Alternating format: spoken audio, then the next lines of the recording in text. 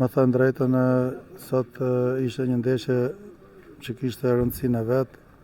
Ne, siç e dini, thash që në fillim kemi objektivet tona, në çdo ndeshje vim për të fituar.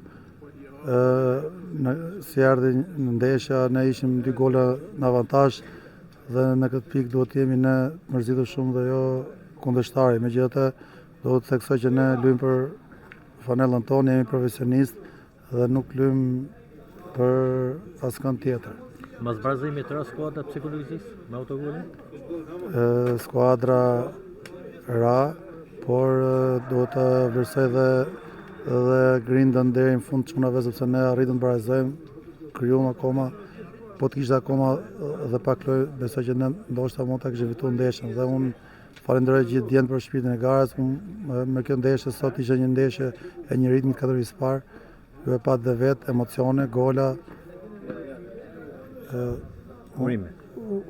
Unë dhe uroj Sopotit suksese vazhdimsi.